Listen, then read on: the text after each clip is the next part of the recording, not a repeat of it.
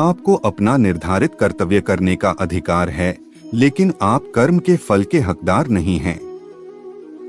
अपने कार्यों के परिणामों का कारण स्वयं को कभी न समझें और कभी भी अपने कर्तव्य को न करने के प्रति आसक्त न हो। आप अकेले आए हैं और अकेले ही जाना है, इसलिए खुद पर भरोसा करो। चाहे बुरा ही क्यों न लग जाए, पर ऐसा सत्य जरूर बोलिए, लेकिन ऐसा झूठ मत बोलिए जो सत्य लगे। प्रेम का अनुभव एक ऐसा अनुभव है तो व्यक्ति को कभी परास्त नहीं होने देता। आत्मविनाश और नरक के 3 द्वार हैं, वासना, क्रोध और लोभ। वक्त से हारा या जीता नहीं जाता, बल्कि वक्त से तो सीखा जाता है। यदि मन बेचैन है और इसे नियंत्रित करना कठिन है, लेकिन अभ्यास के द्वारा इसे वश में किया जा सकता है।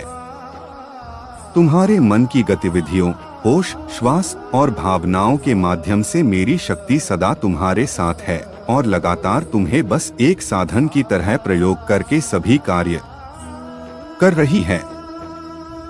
हर किसी का जन्म किसी न किसी कारण से होता है, इसे पहचानो और बस कर्म करते रहो। कोई भी मनुष्य पूर्ण नहीं है, किसी न किसी में कोई न कोई कमी होती है और हर किसी में कोई न कोई अच्छाई होती है।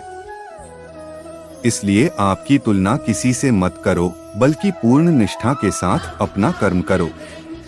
इंद्रियों से मिलने वाला सुख पहले तो अमृत जैसा लगता है, लेकिन अंत में यह विष के समान कड़वा होता है। कर्म करते समय न तो कोई नुकसान होता है और न ही कोई परिणामी दोष, लेकिन इस निस्वार्थ क्रिया की थोड़ी सी भी प्रगति हमें महान भय से बचाती है। कर्म मुझ पर इसलिए नहीं टिकते क्योंकि मैं उनके परिणामों से जुड़ा नहीं हूँ। जो लोग इसे समझते हैं और इसका अभ्यास करते हैं, वे स्वतंत्रता में रहते हैं।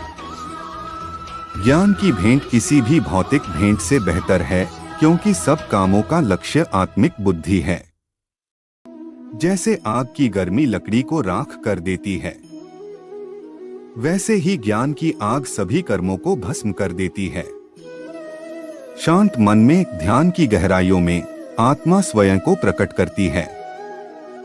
स्वयं के माध्यम से स्वयं को देखकर एक आकांक्षी पूर्णता के आनंद और शांति को डोट जानता है।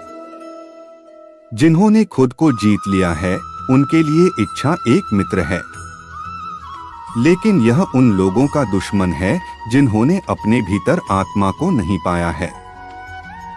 सर्वोच्च वास्तविकता उन लोगों की चेतना में प्रकट होती है जिन्होंने खुद को जीत लिया है।